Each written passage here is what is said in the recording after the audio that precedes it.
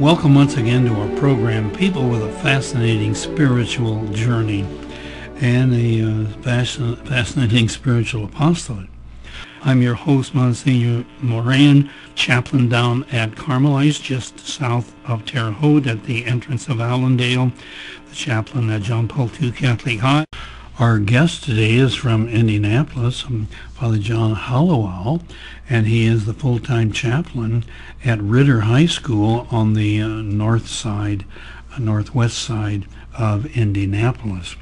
He will be reassigned in July, but we'll say he's right now the full-time chaplain at Ritter High School and deals with the students, freshman, sophomore, junior, and senior. Father John, you have done an unusual thing in following Pope Benedict's admonition to priests to try to use media. Will you tell me what that unusual... You've been ordained 2 years, correct? Correct, Yeah, yes. so you really got the spirit of that ordination still with you. The chrism is still wet, as we say. Chrism is still wet. Very good. Yeah. Well, Father John, what did you do after Pope Benedict XVI encouraged priests to use modern technology? Yeah, it was almost exactly a year ago this month that Pope Benedict issued a statement to priests challenging them to use, to all Catholics, to use modern means of communication, but he specifically actually asked priests if they knew how to blog, to take advantage of blogging. For those who maybe aren't familiar, blogging is simply you go to the same web page, and when you're there, when you visit there, the person who runs the web page has the ability to kind of add articles anytime that they so choose. Some people that blog will update their blog 4 or 5 times a day, and some will do it once a week, depending on their time. But anyway, Pope Benedict... But you can put more than printing. You can put a video. Yeah, you can put videos and pictures and links to other internet sites and other stories and so forth. So yeah, it's a very powerful way to kind of bring a lot of stuff together in one spot for people. It's really almost changed already. Just blogging has kind of changed the way we do news in our country, and a lot of newspapers are starting to die off because so many people can get their information from blogs and electronic media and stuff. But very powerful. And so anyway, Pope Benedict said last year, encouraged priests to blog if they knew how, and I had never really crossed my mind to get a blog, but I knew how to do it. And so I just dove in and basically just started typing, just writing up stories that were reflections that I found to be especially interesting.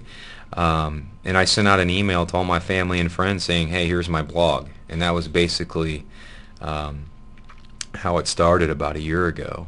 Okay. And then you decided to put on your blog something that sort of caused a firestorm. Yeah. And tell us about that, please. Well, I don't have a lot of free time as a priest, as you are well aware, and so I don't have a lot of time to come sit around and write up original material. So what I started doing was I bought a video camera, and said, I can just film myself giving homilies in my classes that I teach at school. And so I started doing that and got a lot of positive feedback from people who were maybe unable to receive a Catholic education when they were younger and are now able to kind of sit in on class, basically, so to speak. You're actually filming yourself teaching religion class at Ritter. At Ritter, yeah. Okay. And then people can watch that. And I've been doing that all year. But about 2 months ago, we had a class a couple classes on the church's teaching about homosexuality, and the videos got picked up by people who are actually for homosexuality and for homosexual marriage and activity and so forth. And so that actually picked up and spread really around the country and probably even, I guess you could say, the world, in terms of the number of people that were watching that with you could say, a hostile spirit. Right now, let me stop you just a moment, Father John. Yeah. explain clearly what the church's teaching is about homosexuality and and the distinction between homosexuality and homosexual activity. Okay, sure. Yeah, and that was, we had a couple of classes on the subject at Ritter with my kids. The first class that we had was on what the church teaches about homosexuality in general, and the distinction that the church makes that as far as I know, no one else makes in terms of world religions and so forth. We make the distinction in the Catholic Church between homosexual attraction, having that desire or attraction to someone of the same sex, and we make the distinction between that and the action, actually acting on that attraction. And the church says, in a way that I think that most people still don't understand, but the church says that having the attraction, homosexual attraction, is not a sin. And many people do say that as soon as you have that attraction, other religions even will say, as soon as you have that attraction, you are sinning. You are lesser of a person. The church doesn't say that at all. It says that you are not sinning. When you act on the attraction, that is when the sin begins. And that's the same for us, for people who are heterosexual. Having an attraction to someone of the opposite sex is not a sin. As soon as if that turns into lust, or I act on that in some way, then that's the sin. Okay. So the attraction itself is not a sin, right, but giving in, deliberately fostering the attraction and dwelling on it, and then or acting on it would be where the sin comes in. Oh, I like that. I like the attraction is not the sin, but the action, or the willfully meditating or thinking about it. Right. Thinking about the activity. Yeah. Okay, now let's go back then to your class that caused such a reaction from many people who were pro, we would say, homosexual or lesbian activity. What happened? It went around the country. It was passed through many of the pro-homosexual activity groups around the country. Okay, and what was the result? Did you get some criticism? Did you get some replies? Yeah, there was probably, after everything was done over the course of the 3 classes, there was probably about 1,000 comments left and online. You can leave a comment when you go to a blog or watch a video usually, and I'd say there was about 1,000 comments or so, which is pretty remarkable, really, in terms of the number that many people came and left comments and things like that. Well, and were most of them negative, some of them positive? Yeah, most of them were negative, and I'd say probably in a hostile way, even. Okay, and for instance, like accusing you of being narrow-minded. Yeah, exactly. Okay. Exactly. Brainwashing the kids, that kind of thing. And homophobic. Yes, exactly. Okay. There were sprinkled in there. There were many positive at the end there were positive comments. Even among the criticism that first wave of criticism, there were a lot of good. There were some people who were asking very good questions, and so that was great. There was an opportunity for dialogue with some people, even amidst the kind of anger. So there was a lot of anger. There was definitely anger, and I don't think very many of the people actually watched the class, to be honest. Okay. I think there was just, they just kind of read the headline on the gay blog or whatever it was that they read, and just felt the need to leave a comment there. And well, how many? You said something. How many thousand?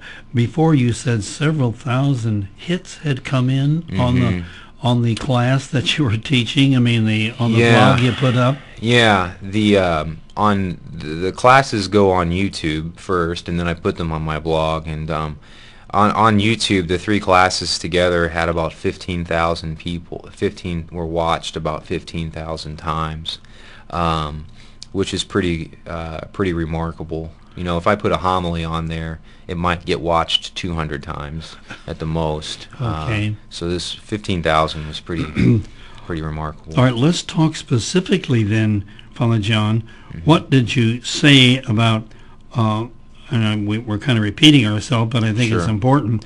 What did you say about homosexual activity and homosexual same-sex marriage and adoption for lesbian or homosexual couples? Well, Yes. you were saying, here's what the church teaches. What Yeah. did you say? Okay, so the first class was on homosexuality in general and attraction and action, and where the church teaches about that. And so in that class we talked about what we had mentioned about the distinction between attraction and action.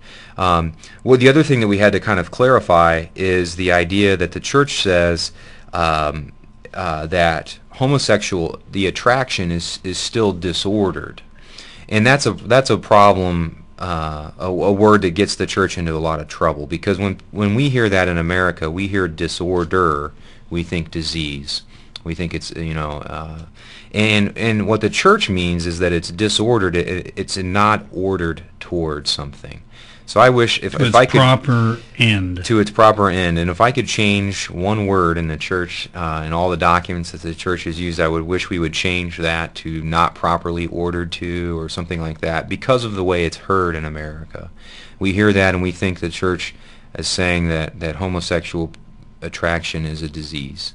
And that's really not at all what the church I've is never saying. heard that I never knew that before. Yeah. People hear it as a disease. You mean a mental or emotional or physical disease? They don't really care because they don't believe it, Okay. but they just hear the church saying that it's a It's a disorder. But in actuality, the church says it's disordered, Okay. which is an adjective, not a noun. Okay. And there's a big difference there, and so there's a lot of confusion and hurt, I think, with that. It's a disordered attraction. It's a disordered attraction. It's Okay. having the attraction is disordered Okay. in the mind of the church. So that we had to clear up a lot of that. Then the other thing with that whole issue, why does the church has a lot to say about homosexual activity itself, and why the church is against that. Most of it comes from Scripture. St. Paul says a lot about, in several places about homosexuality. Letter to the Romans. Yeah, and also we cleared up the whole Leviticus problem because in the class, because Leviticus talks in several places as well about how homosexual activity is considered an abomination before the Lord. Okay. And many in Genesis, Exodus, Leviticus is the third book of Moses in the Old Testament. Exactly. Okay. And so many people say because it's so old, and there's so many, they'll point to some of the other crazy laws in Leviticus. It says, like, for example, that your cows can't eat the grass with neighboring cows, and tunics have to be made of only one type of cloth, and those kinds of things.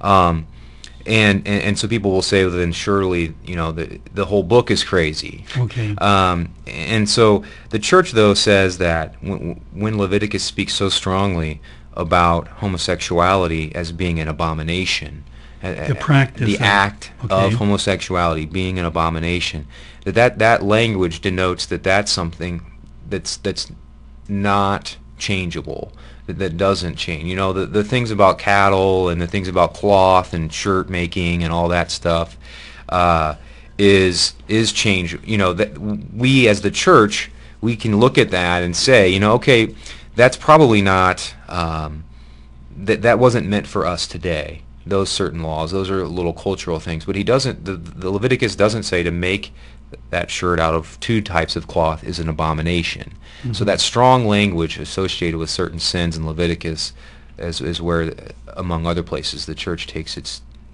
condemnation then of especially the act. from the New Testament, Right. the writings. And St. Paul, then the fact that St. Paul picks that up, thousands of years later, and says the same message, that it's a grave sin. That's where the church to engage in lesbian or homosexual activity. Exactly. Okay. What about same-sex marriage, Yeah. which is pushed